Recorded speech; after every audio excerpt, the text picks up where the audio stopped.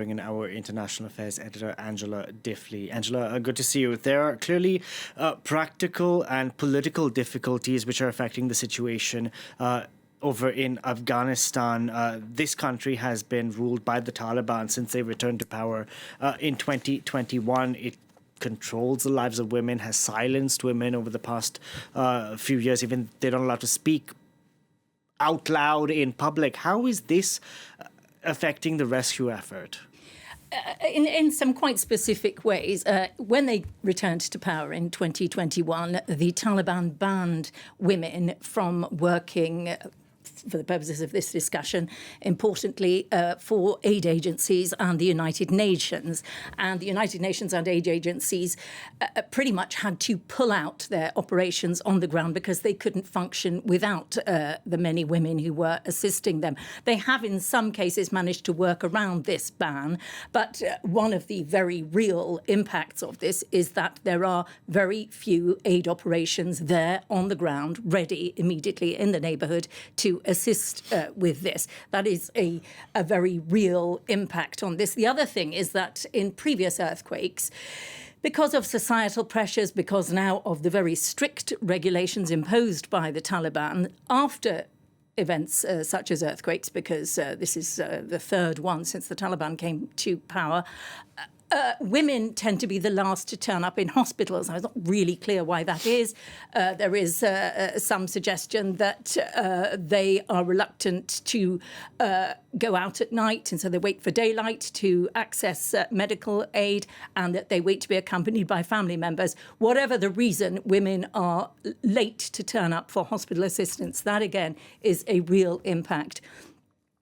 Also politically, but not specifically to do with policies toward women, the fact that the United States has cut so drastically under Trump its USAID budget, so that's its aid to overseas countries in need of help, that has had a huge impact. And it's not just the United States. Very many countries around the world in difficult economic straits, France and Britain to name just two, have significantly cut their overseas aid budgets. That too is impacting. Many countries are sending emergency aid. The United Nations notably has opened up its emergency relief funds. But when you think that Afghanistan, before the Taliban came to power, 80% of its budget was provided by outside donors. This has all significantly impacted the impact of this earthquake. So talk us through some of the practical problems facing rescue operations, given that this earthquake happened in the east of Afghanistan near the border with Pakistan. Yeah, so, it's very cut off. This is in the Hindu Kush mountain range. This is remote mountain villages we are talking about. Inevitably, the roads are cut off. It is very difficult to access victims and survivors. Helicopters are being used, but this is going to be a very slow, long, difficult process. It is so difficult to get there, to reach them. Also, the nearest hospital has been overwhelmed, was already apparently pretty much overwhelmed because of the influx of people. A lot of people in this part of Afghanistan have recently returned from Pakistan, where they have been encouraged / forced to leave.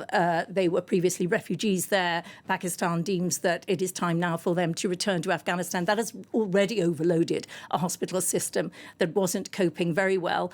And this region, many of the houses are made of mud and stone. They're not well built. This is not Japan, which prioritizes building structures that can survive earthquakes. It, too, is on major fault lines, but for whatever reason, economics, political incentive, the Taliban has not prioritized making structures in these areas quake resistant, and as a result, they have crumbled quite quickly.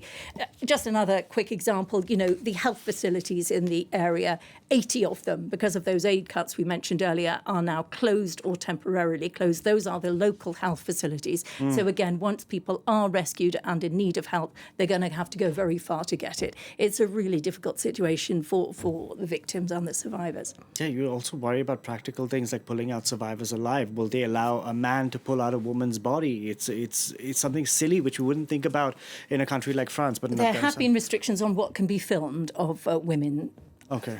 I'm unable to say more than that. Angela, thank you very much for that. Angela Diffley there.